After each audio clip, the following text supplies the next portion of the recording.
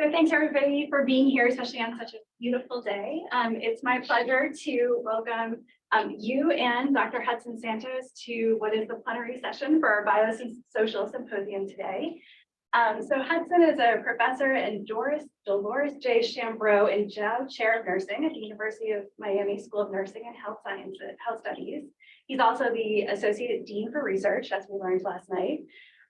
So Dr. Santos was born in Brazil. He immigrated to the US to complete a postdoctoral fellowship down the road at Duke, but he did spend considerable time during his training here at UNC after both of those things, after earning his PhD in nursing from the University of Sao Paulo. He had then was a faculty member at UNC for a while in the School of Nursing. He ran the biobehavioral lab in the School of Nursing, and a real loss to us and a gain to the University of Miami that he's now there. Hudson is a really distinguished nurse researcher. He has multiple NIH grants and funded projects going on, some of which we'll hear about today. And his work focuses on the social determinants of health and developmental health for at-risk populations. His methodological experience is very broad. It includes biosocial studies, longitudinal cohorts, as well as clinical interventions.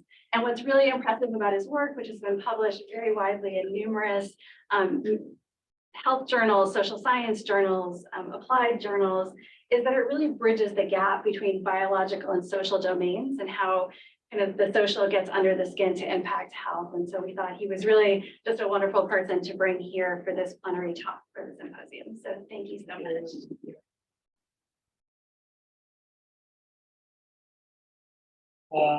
I have about 30 minutes, right? Yeah. You haven't, yeah, about 40. That's great. So thanks for having me. I appreciate it. It's always a pleasure to come back to UNC. I was telling Amanda last night that since I left, it's like the third time I come back, which is kind of nice. It feels very familiar. And I know some of the faces here today. So when I was asked to speak, they gave me the leeway to say you can speak about anything. So I figure, no, you don't get that chance very often. So I decided to speak about not necessarily some of the funded R01s or other funded grants that we have, but it's something that I think is very relevant to the work that are actually funded, but that has been more challenging in getting it off the ground. But I think it's very relevant for the community and the country as a whole. Which is discrimination. So we have been trying to study discrimination, the biosocial effects of discrimination for some time. We actually have done a few studies, but nothing the large scale. So I'm going to walk you through the rationale. My takeaway from today is trying to show you this is a topic that deserves your attention, and that maybe you want to dedicate some time to integrate that into your studies. And some of what we have done, why we have done the way we did, and and what we think of the way forward, if that's okay. So I just want to acknowledge some of the funding that, again, like these funding listed here has not necessarily paid for any of the results that I'm going to show today, but it has paid for my time, right? Which allows me the privilege to think. And I just want to acknowledge that because that's federal money and it's coming from taxpayers. And without that ability to sit down and think, we wouldn't be able to do the work we do. So thanks for that. So it's going to be kind of, I don't know, like I'm going to try to begin very basic, which is what is discrimination, and in which context does it take place? Some of the biological embedding related to an example of current studies that we're doing, and some of the takeaway from what I'm presenting today. So to begin with, we often hear about discrimination and racism and also, and different variations of those words. It is a complex, phenomenon. That is, it can have many faces. So discrimination is basically, in a nutshell, the unjust and prejudicial treatment of individuals based on specific characteristics. That can be your religion, that can be your race or ethnicity, that can be your gender, your age. I mean, the list is long. And so that is why I'm saying that depending on the factor that is driving the discrimination towards you, it may take different, it may make it look different ways, right? But there are really three main categories of discrimination, which is the structural, which we often call racism. For example, having policies that prohibit you from for example, the Chambreau area that prohibits you from using a bathroom because, the color of your skin, or there are policies that don't allow you to use X thing because of your gender, the bathroom bill that we had in the, I think is still in effect in the state. All those things we consider that as structural discrimination and often called it as racism. There is also the individual interpersonal discrimination, which is the actual act of me treating you unjust, right? Because I don't like the way you look, or I don't like the way you get dressed, or I don't like the way you speak, or for whatever other reasons. So in those cases, we actually see it more publicly portrayed in the news. Oftentimes, we see the social media and some of the news being, presenting a little, homemade video, someone that had the cell phone and is recording an argument, for example, at Walmart or at a grocery store, with someone saying, go back to your country, or, you speak American, and some sort of things like that. So that's an example of interpersonal discrimination, which is really the act of, confronting someone towards, because of something they don't feel comfortable with.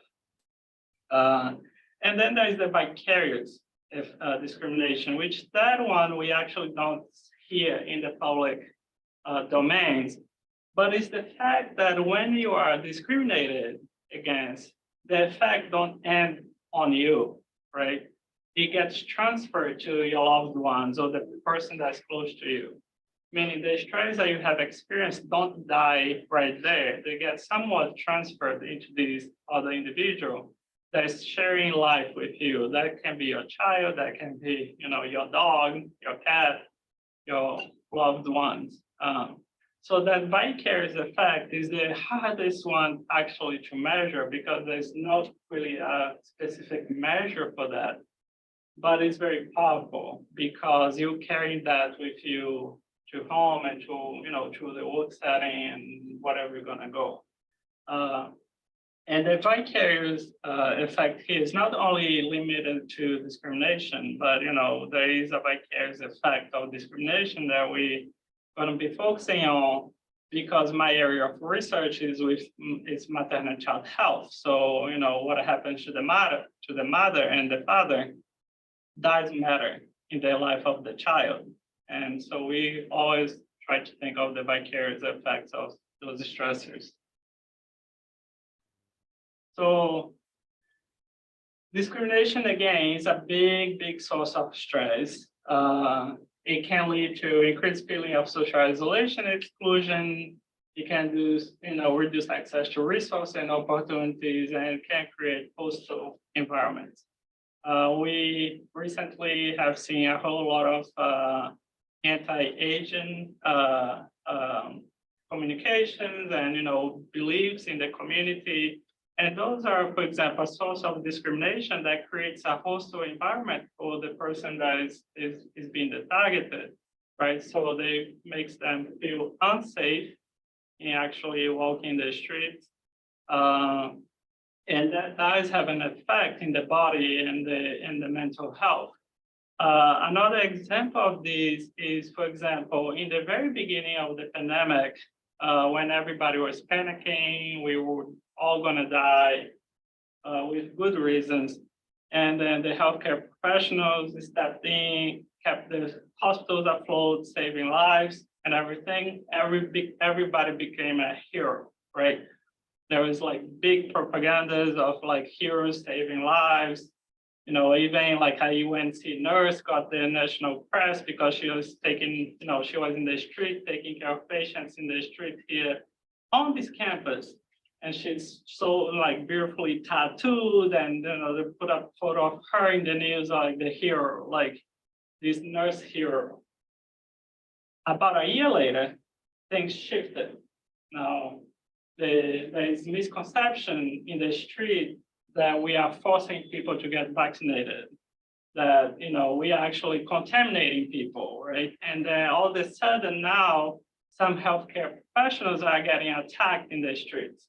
So they don't feel comfortable in walking home wearing the scrubs and more, especially, for example, in New York City, there became a big problem. So they felt unsafe for this discrimination towards them because of misconception and misinformation that has been disseminated through our communities.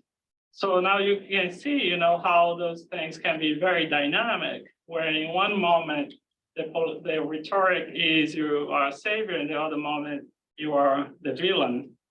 And all of that is really being driven to some degree towards discrimination, you know, discrimination against the source of this virus, when how it came about, discrimination about, you know, the intentions of the people that are in the front line trying to protect, try to treat the others, and just overall misinformation from the news that have capitalized in a lot of the, you know, human misery that we have lived through the last 3 years or so.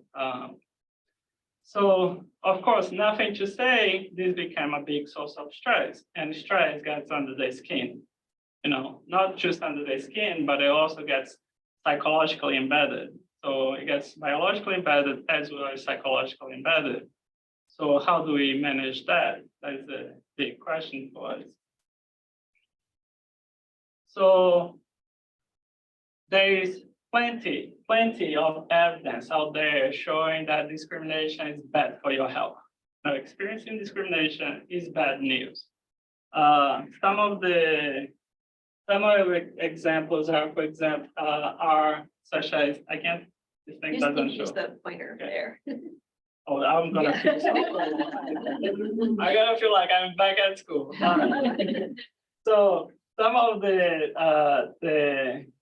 I know what to do. Just give me 1 second.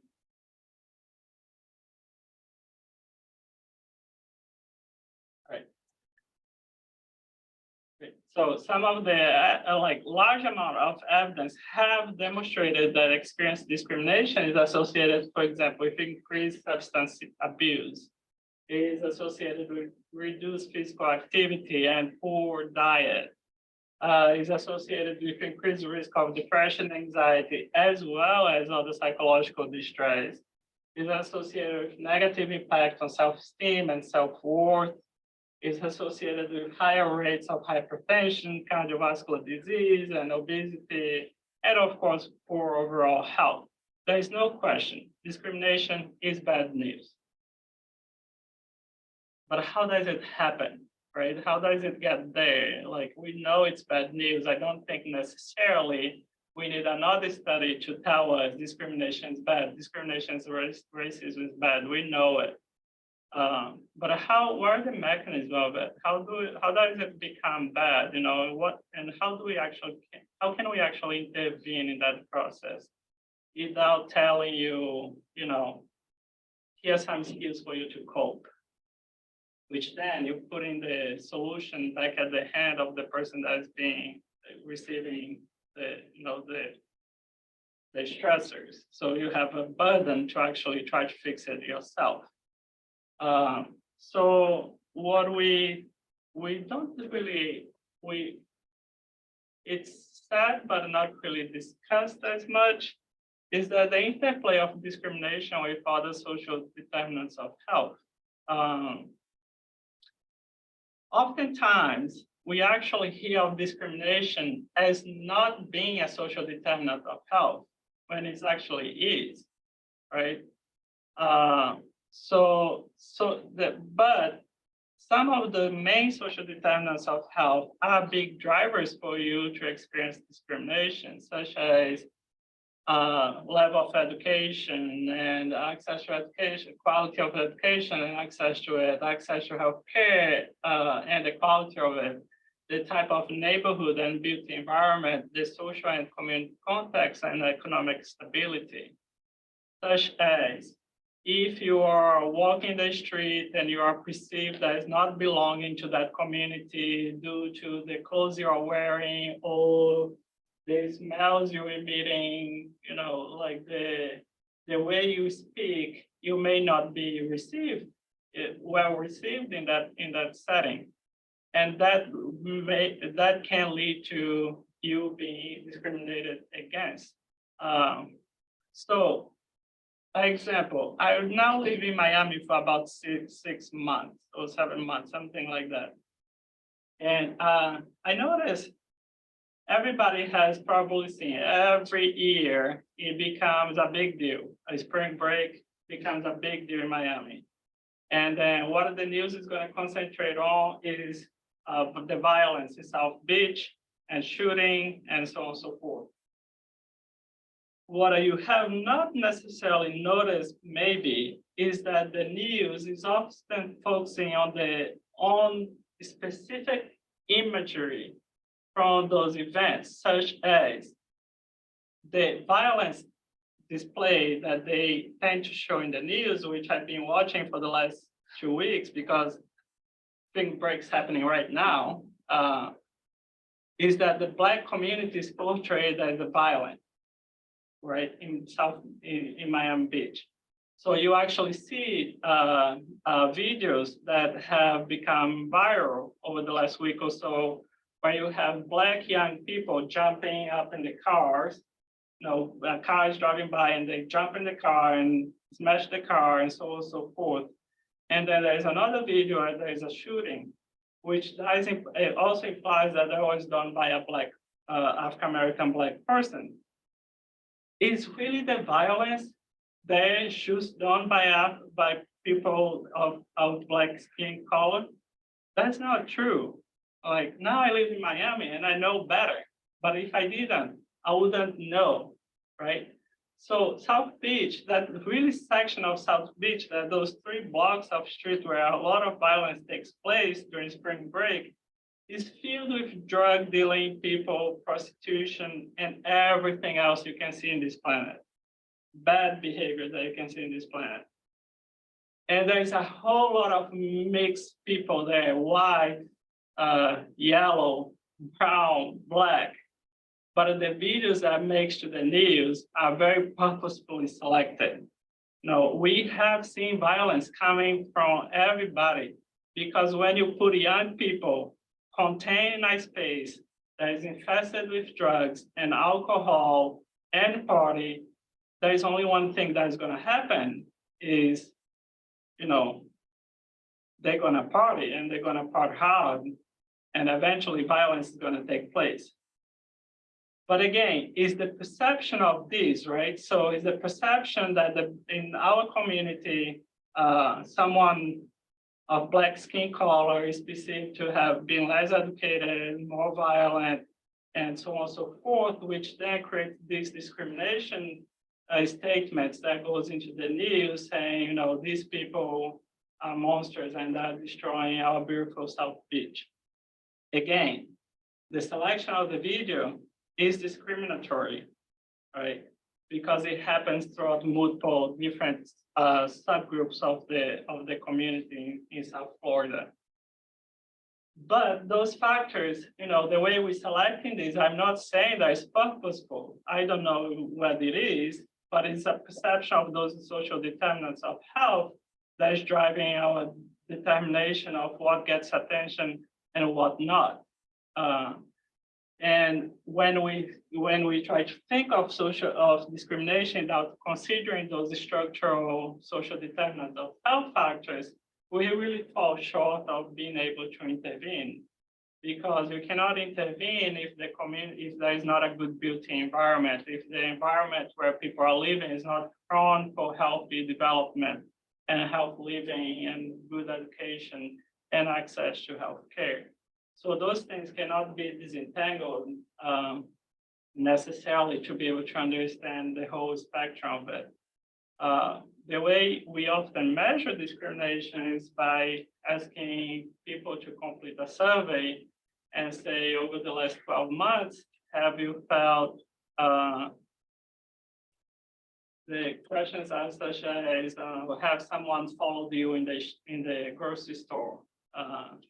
Has someone treated you, have you felt treated unfairly for whatever reason? And then for example, the classic questionnaire, which is the everyday discrimination scale, it's a very good scale, but and they try to avoid bias. And you have all those, I think, 9 to 10 questions asking about, have you been followed? Did someone cussed at you? Different things. And at the end of it, they say, what do you think this happened? What was the reason this happened? And then you have a long list of, my weight, the way I speak, my skin color, so on and so forth. So then you assign a reason to that fact, to that experience. But all to say is that, is there such a single choice for this? Because where we get more complex is the intersectionality of things. For example, you can be of sexual and gender minority and be of color and be an immigrant.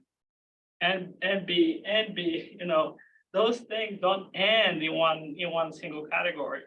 So how do you really quantify that? It's really hard, and what is the additive effect of those intersections? That is what we don't know as well. We do know that about 40% of the population report being discriminated against. We often have an association with either the race or the ethnicity or the gender, but it's like those things are not mutually exclusive. So how do we actually account for that? What is the burden of it? And how do we minimize that burden?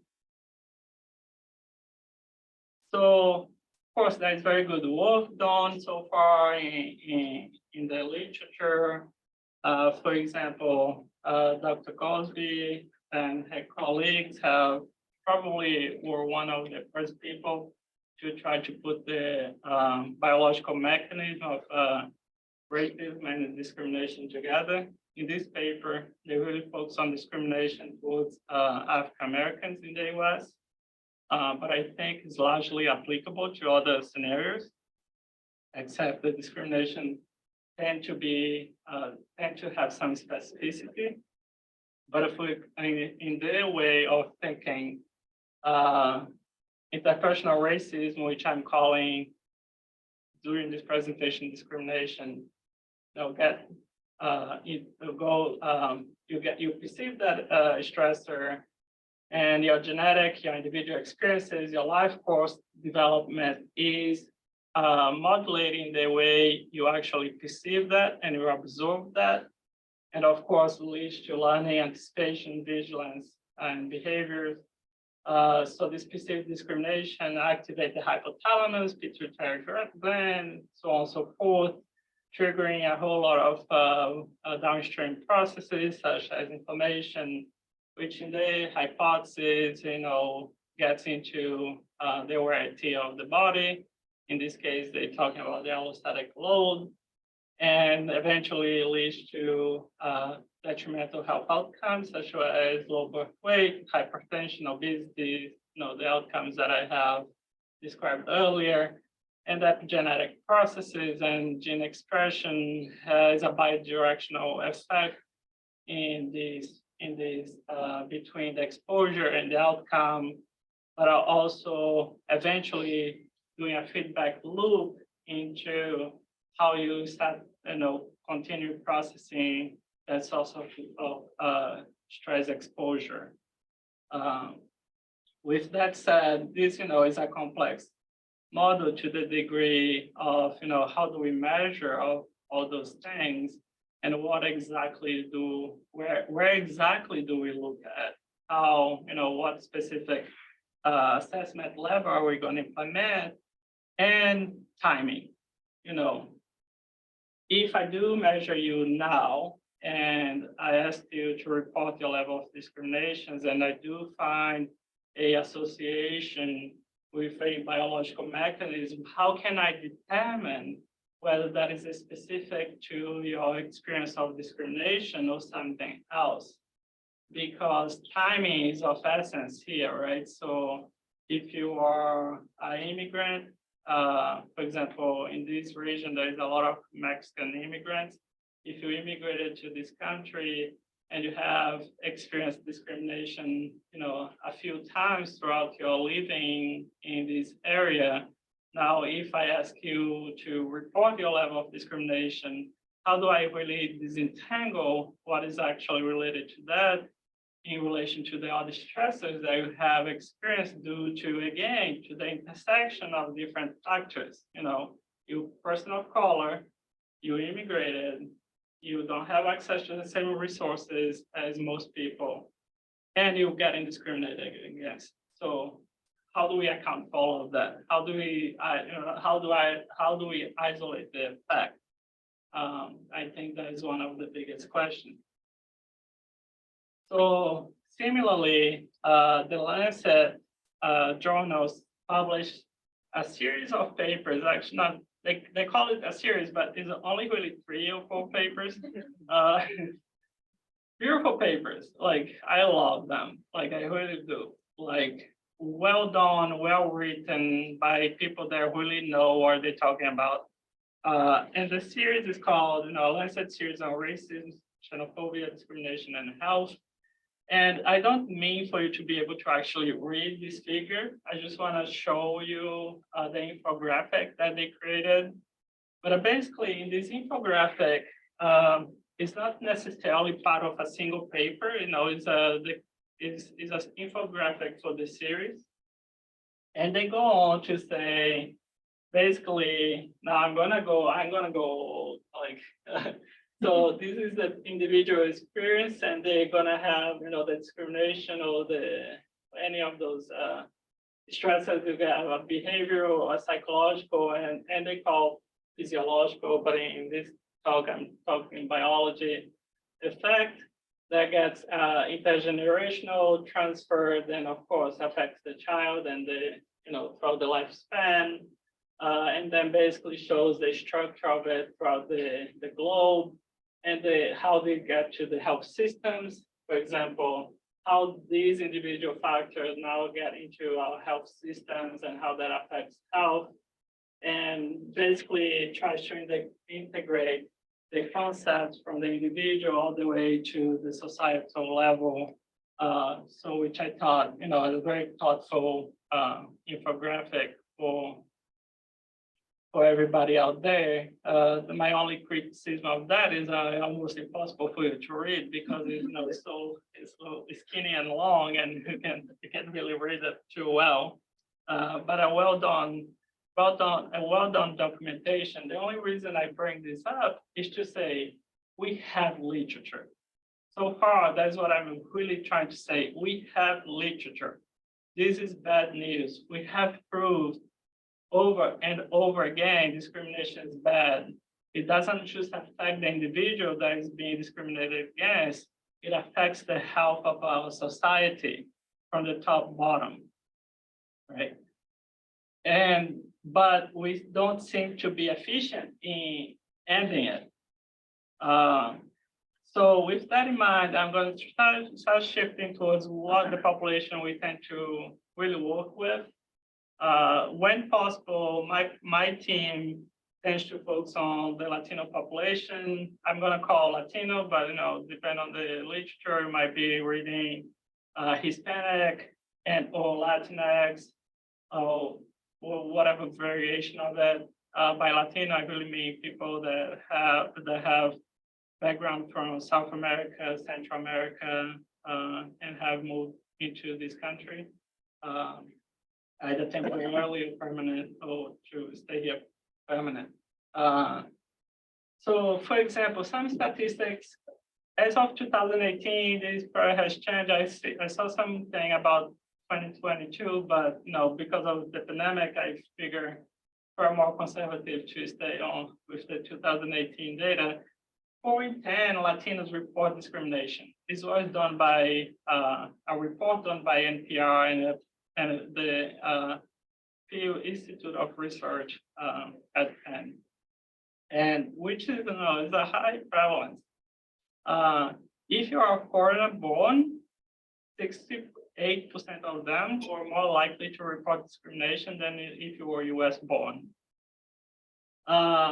However, as I said earlier, the biological mechanism I was showing was specific, was designed for discrimination related to African Americans in the US. Again, it's still very applicable here, except the source of discrimination might actually vary quite a lot between different race and ethnicity groups.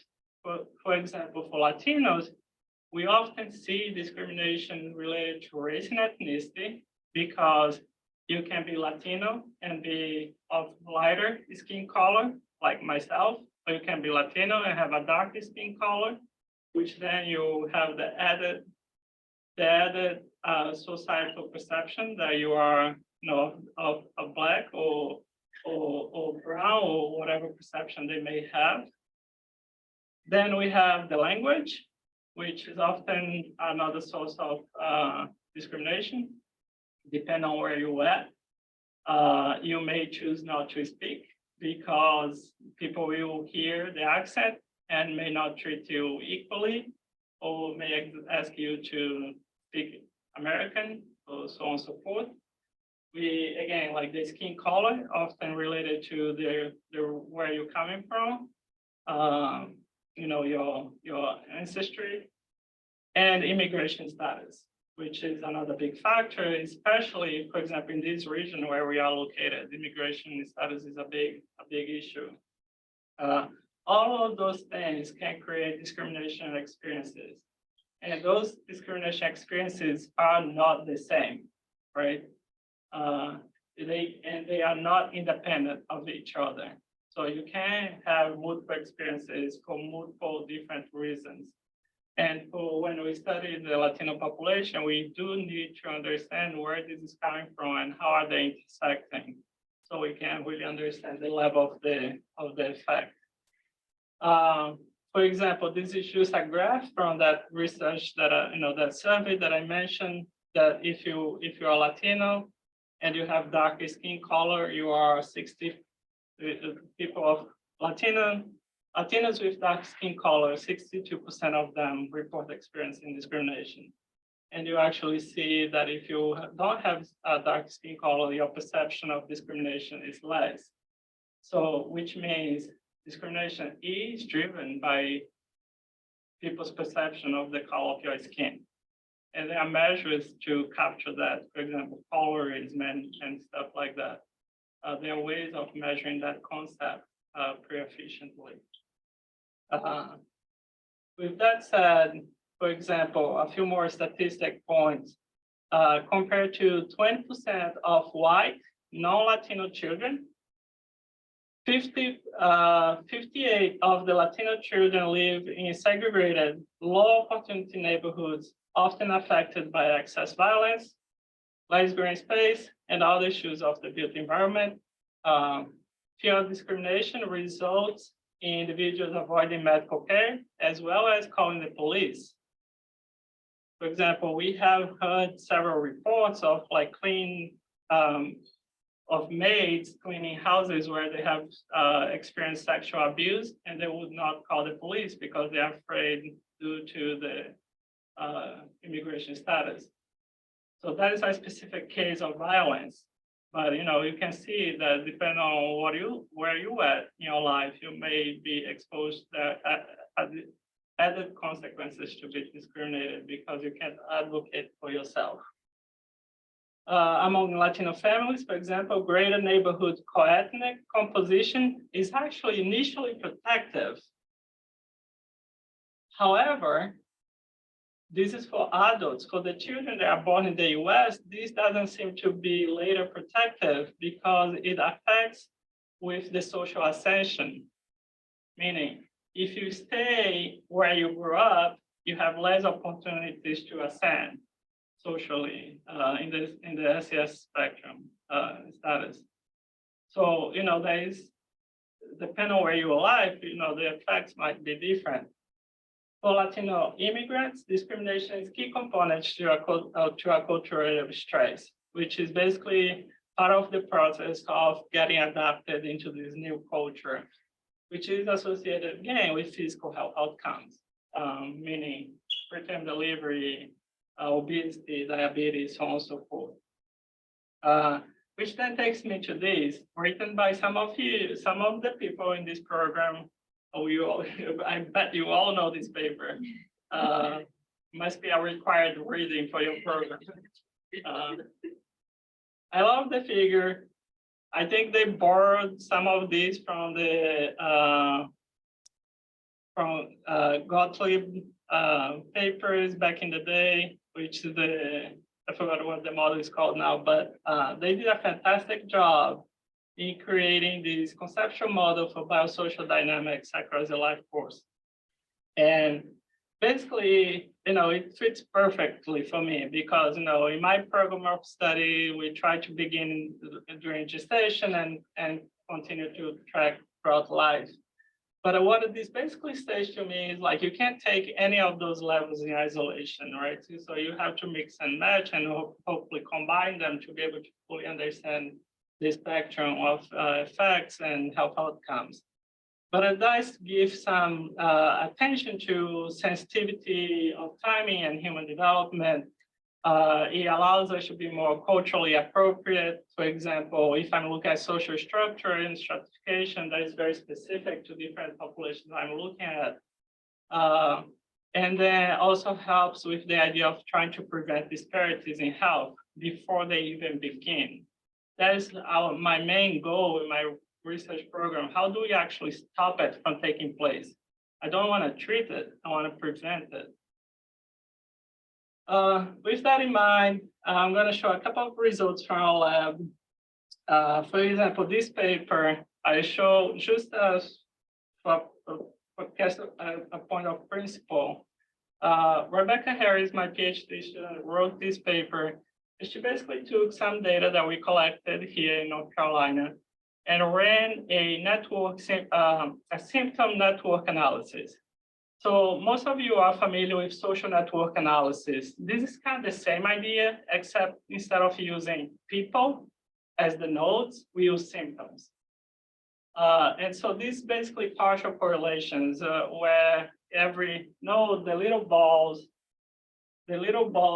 are called nodes, and the connection between them are the edges. So the edges, the thickness of it means the strength of the association. If they are red, it means a negative association. If they are blue, it means a positive association. And this is controlled for everything else in that model. So the biggest question she asked was, we know that acculturative stress, which is the yellow composite here at the top, how is it associated with depressive symptoms? We have clear evidence in the literature that acculturative stress is associated with depressive symptoms in Latina moms. And how does that link to low birth weight, economic hardship, and being born in the US? And acculturative stress. So when she runs the network, you basically see clusters happening. Depressive symptoms cluster with other depressive symptoms, and the acculturative stress cluster with other items of acculturative stress, and there's no communication between those two clusters.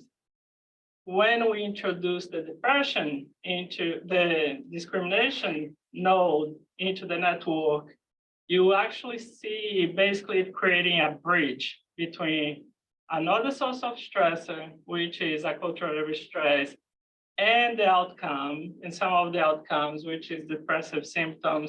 And now you have a connection with low birth weight, although it's very small association, so you barely can see in the slide. But that is kind of the proof of principle in this case, like to show that discrimination acts as a bridge in connecting stressors to health outcomes in this population. Without measuring discrimination, we would not have an association between acculturative stress and the depression that these moms are developing. Of course, we focus a lot on epigenetics. So we figure, can we observe similar associations at the epigenetic level by looking at DNA methylation?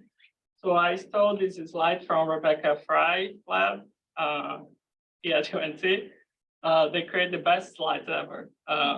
So Rebecca's students create this slide, which is in a nutshell how the methylation works. You know, if your genome, for example, there's a gene in your genome, and they have these little lollipops in several areas, but we specifically care about the CPG island promoter region.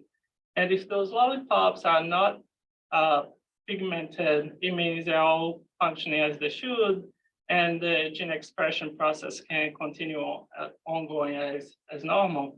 If they are pigmented, which means they are methylated in this case, the signal cannot be passed through the dogma, and so meaning there's no likely gene expression later on. So which we can use the idea of like the light switch be turned on and off for that gene is not working or it is working. For me, it's almost like a Christmas tree. I think the computer is thinking, sorry.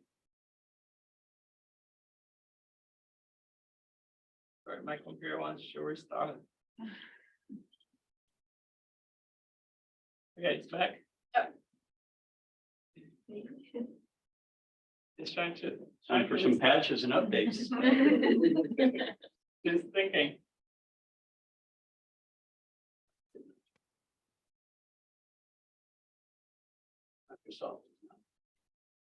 I can get us through without it.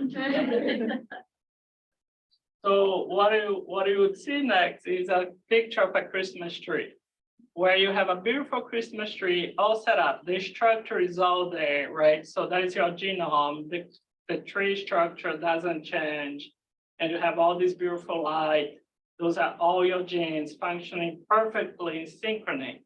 Then it turns out your kid or someone else came around and said, let's get this little cat and bring it to the home. And the cat goes there and starts knocking the tree, and breaks a little section or more sections of the Christmas tree. So at that point, the Christmas tree starts functioning as supposed to. The structure of the tree does not change, but there's a stressor that came on top of it and now altered its function. So that is basically the idea of the discrimination. The discrimination is that cat that is coming on top of your genome and altering the way your genome is responding to the stressors. Of course, it can be different sort of stressors that can do that. So it is working, perfect. So if that's said, for example, in collaboration again with Rebecca's team, Dr. Fry's team, we did the first paper, and I was just going to focus on this one, where we look at methylation of a few inflammation-related genes, and look at it and say there is discrimination mediates the effect between being exposed to discrimination and having depressive symptoms. So this is collected at 2 time points before, during prenatal period and postnatal period. And so what we find is only the moms that have high FOXP3 methylation, TNF-alpha, actually go on to display clinical levels of discrimination.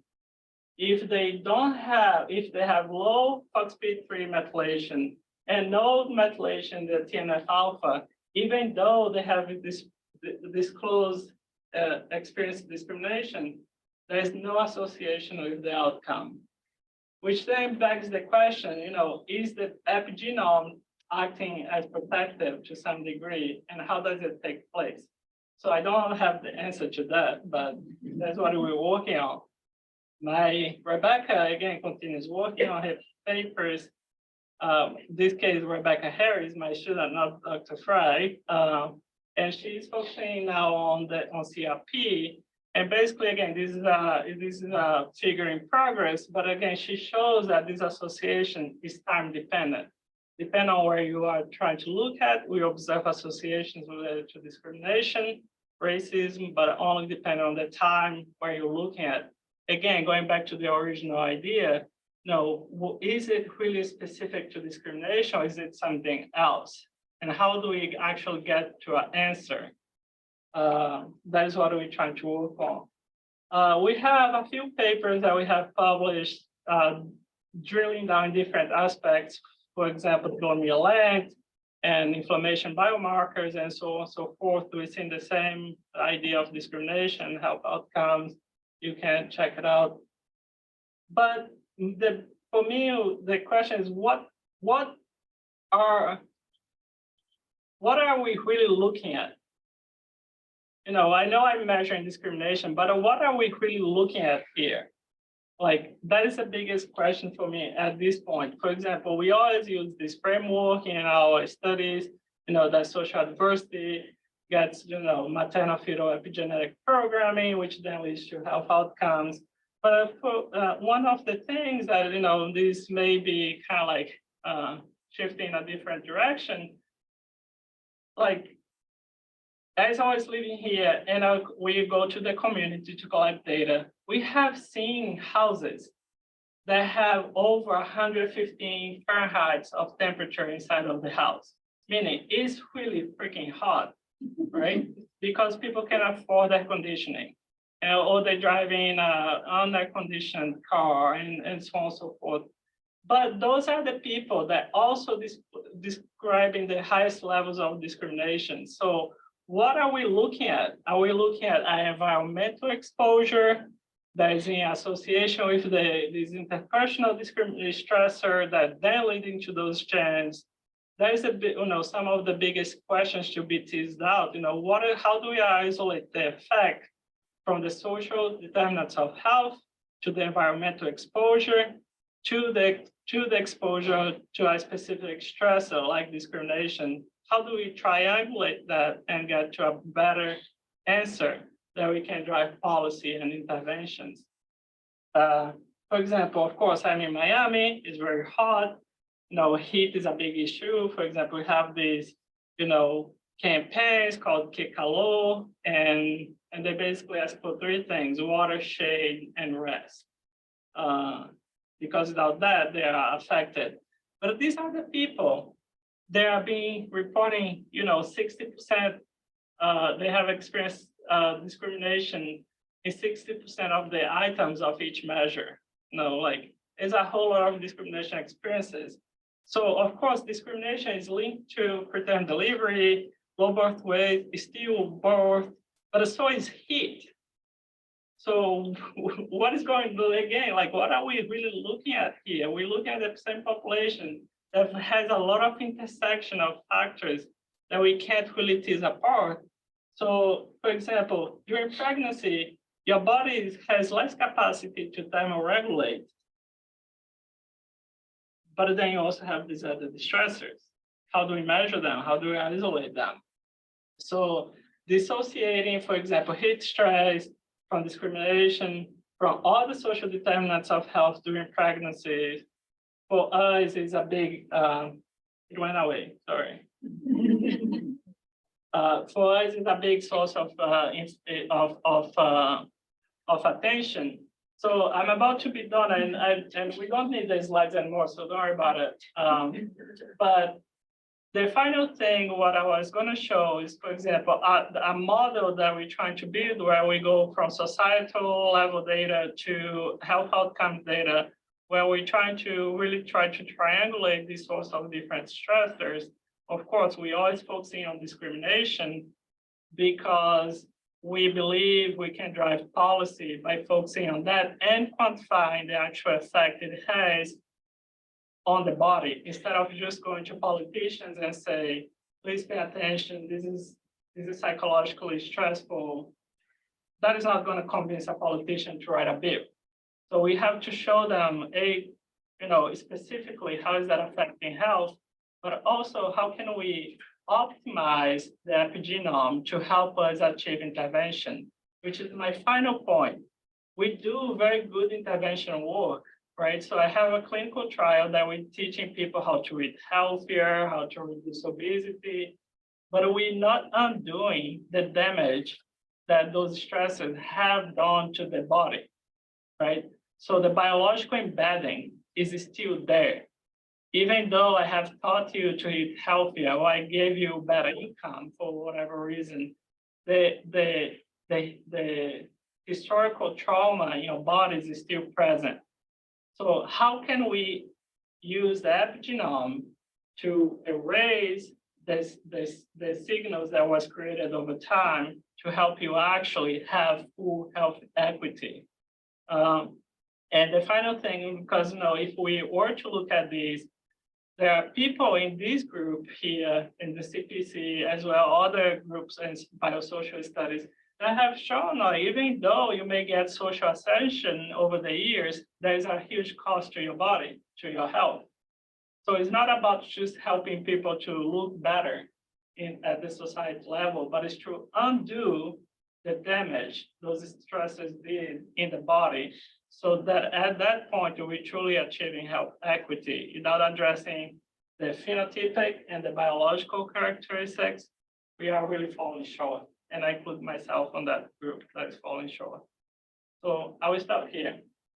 And sorry about the PowerPoint.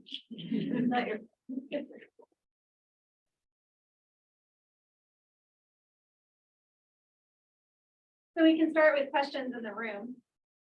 We can move to chat if there are any.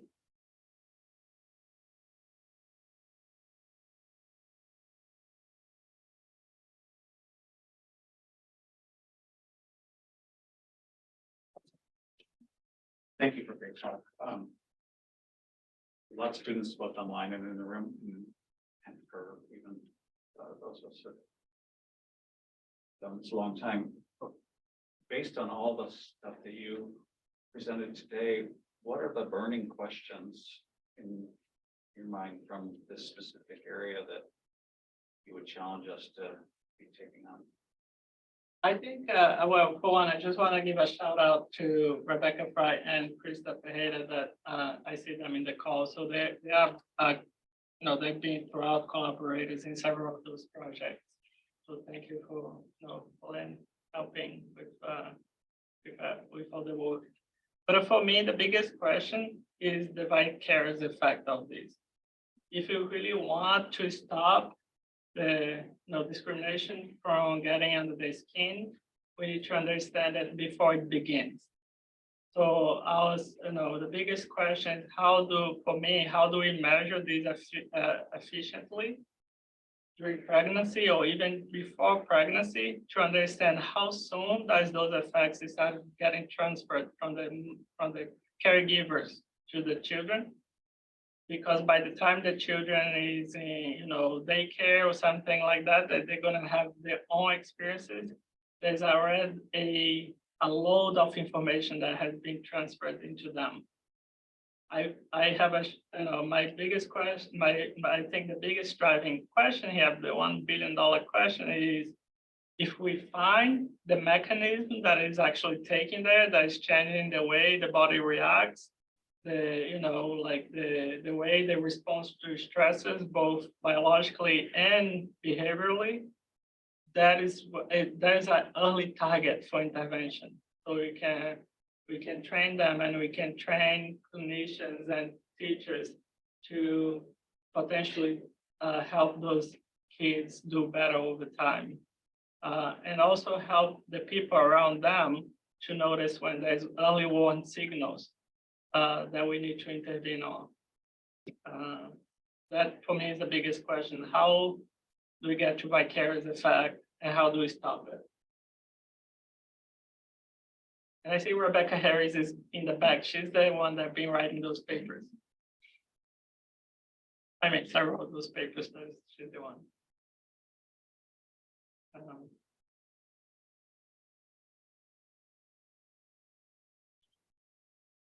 I'll ask a question. So I think you've shown us really some wonderful examples about intersectionality and all of the different types of stressors that people are facing kind of simultaneously. And then part of your message to us has been the importance of measuring discrimination. So I'm interested in sort of why, if we know intersectionality is important and we know that all of these things are going on, why do you feel that discrimination is the kind of key, key piece to focus on? I love that question. For me, I mean, I think, each person can conceptualize it in a different way, but for my group, and based on the data we have, discrimination seems to be that bridge that really really connects all those effects together. So if we are able to, for example, break that bridge down, but just like the network figure that we saw, we may be able to intervene on things indirectly. So meaning we don't have to have an intervention for every single different source of stressors, but it is almost like, if you think of social network, right? You find a popular kid in the school, or you find a popular person in CPC, and you give them a message, and you tell them, can you spread the word? If that person is very popular, the word's going to spread like this, right? So meaning that is your target, because your effect is going to go much farther. So that is kind of the idea for us with discrimination. That is the popular kid in the school, and we want to intervene on it so the effect goes wider than the expected outcome, right? So we're targeting these specifically, but the effects might be bigger than the target itself, because they're basically you're creating silos between the stresses. So there's no intercommunication between them. So in this, for example, in the network literature, this is called centrality. How central is that node to the dynamic of that network? If you are able to isolate the central node and intervene on them, now we have a lot more degree of freedoms, for my message to get to you, right? Because, for example, if there is not a central person and I want to get a message from me to Linda, I would have to tell you, and you would have to tell her, she would have to tell Linda, right? So now there's a whole lot more steps that needs to take place. But because I have the microphone, I can get the message to you much faster. I don't need the middle person. So that is our idea for discrimination, is that is our central node. I have time for one more quick question. What's the role of resilience? So, I mean, in your approach, do you also look at factors that make people naturally, I don't know, more or less susceptible to discrimination as a way to target or develop intervention? Yeah, I mean, I think that is a great question. Really, resilience is a big factor. I think Rebecca in the back of the room is trying to look at some of that herself. But yeah, so I think that is one of the questions that we always ask, like, what allows someone to maintain health despite being exposed to the same exposures? Well, what allows them to do that? For example, from a genetic perspective, we have observed that methylation of the oxytocin receptor does tend to show some protective effect. our hypothesis is because, that is the law of hormone, right? That's the law of gene, like allows for social interaction, allows for all of that. So if the receptor is silenced, meaning that gene is not being activated, your social perception of things might be reduced. So it's not necessarily a active, resilient thing. I'm like, I personally avoiding these and blocking it out. Your body is actually silencing that for you. So that could be, one of the things we have found was it's some of that, like could be that there are ways the body is trying to adapt. So although you have been exposed to that discrimination, you perceive it less. Because the discrimination is always there. It's all about at the level you perceive them, right? Because even if, for example, oftentimes we think of language domain as a good thing, right? Because when you migrate to the US and you have English domain, it allows you to get better jobs, allow you to more dynamically navigate the community. However, if you have less language domain, someone say something to you at the grocery store, you may or may not absorb that because it may or may not mean anything to you. So, it's kind of a double sword because, like what is resilient to some might be detrimental to others. But those are some of the ideas. So we always try to ask the question of the people that are doing well, what has helped them do well? We don't know yet though, but that is definitely a target for intervention. Okay, it's just right after 1, so we will let everybody go, but I'm sure, well, during me thinking, Hudson, I'm sure you could ask him other questions if you have them.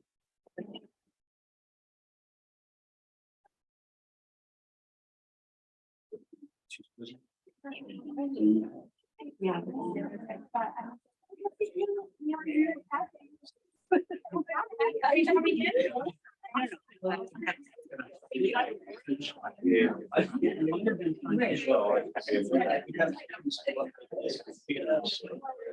That's what's sticking in.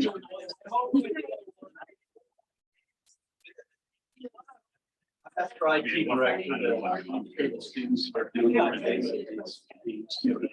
that's what it was. It's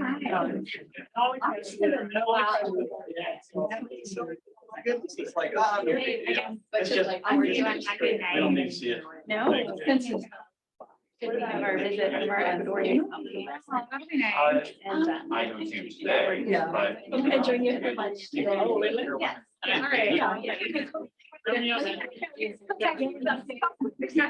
Morgan is joining us.